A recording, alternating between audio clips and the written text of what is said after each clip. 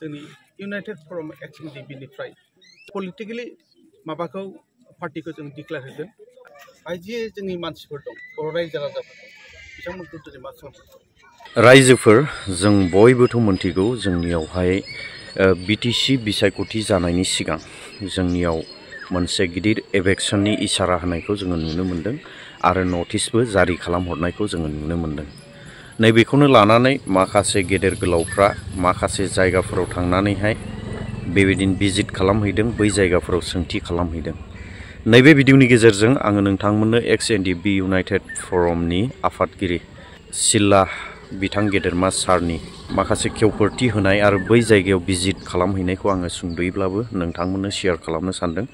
लोगोसे बै जायगायाव दासिमाव माबायदि थासारियाव दङ नैबे भिडिअनि गेजेरजों नोंथांमोना फुल मिथिनो थांगासिनो दङ। दा बिनि सिगां आङो मोनसे नोंथांमोननि सापर्ट आरो हेफाजाब बे गिदिर अननायनि गेजेरजोंहाय साक्सेसफुल जानाय मोनसे खामानिखौ आङो नोंथांमोननो शेयार खालामनो सानदों, जाहाथे नोंथांमोनाबो सान्थिखौ मोननो हानाय बायदि आरो गोजोननायखौ मोननो हानाय बायदि। बेनो जाहैबाय आङो साननैसो सिगाङावहाय रुनिकाटा हालामनि 60 बोसोरनि गोजौनि बैसोनि सासे बोराइसा गोमानाय आङो नोंथांमोननो शेयार खालामनाय जादोंमोन।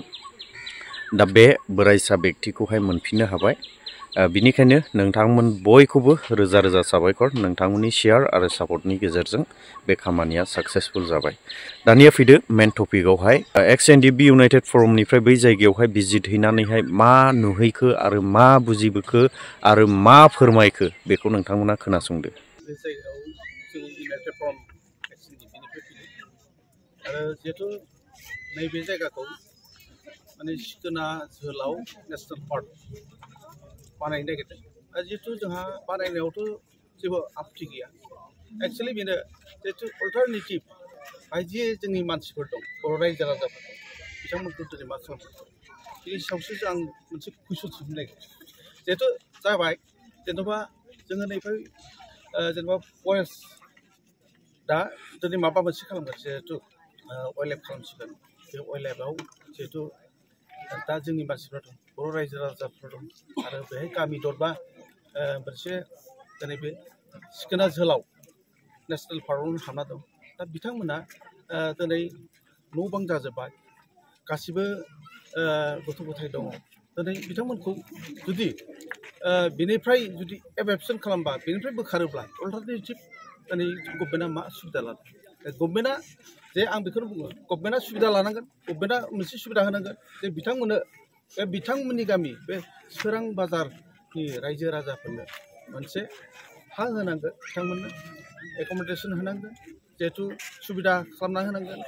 दिनै बे जिनिसखौ दिनै आं बुंबाय, जिहेतु बिथांमोनहा मोनसे सुबिदा मोननांगौ आरो सुबिदा मोनाब्ला सुबिदा केपासिटि मोनाब्ला बिथांमोना गथ' गथाय बा जोंनि रायजो राजाफ्रा बिथांमोना बहा थांगोन? बेथ' बिराद मोनसे जोंनि थाखाय मोनसे सोंथि जादों आरो। इउनाइटेड फराम हिसाबै दा 2025नि जितु काउन्सिल इलेक्सनाव माबादि बाहागो लागोन आरो नोंथांमोननि दोलोआ माब्लासिमाव डिक्लेयार होगोन? बे इउनाइटेड फरम एक्सएनडिपि आफादा मोनसे डिसिसन लादों।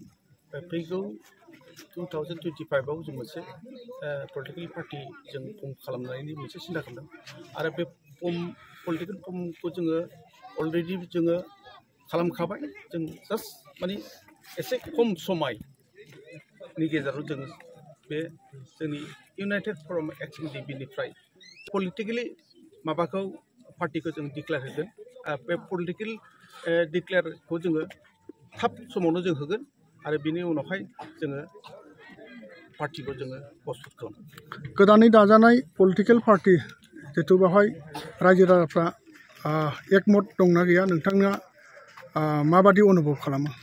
दा नैबे गोदानै दाजानाय राजनितिकआव जोंनि समस्त बिटिआरआव जाथि जनगोष्ठी गासैबो जोंखौ सापर्ट खालामदों आरो जेनेबा सापज दिनै बयबो जाथि जनगोष्ठीफ्रा मोनसे गोदान राजनितिक हान्जाखौ नांगौ होननानै डिमान्ड खालामदों आरो जोंजों दा रायजो राजाफ्रा जथेस्थ' दङ। आं बेखौ आङो बुंगोन आरो नंगौ जोंजों जथेस्थ' रायजो राजाफ्रा दं आरो जोंखौ बयबो सापर्ट खालामदों।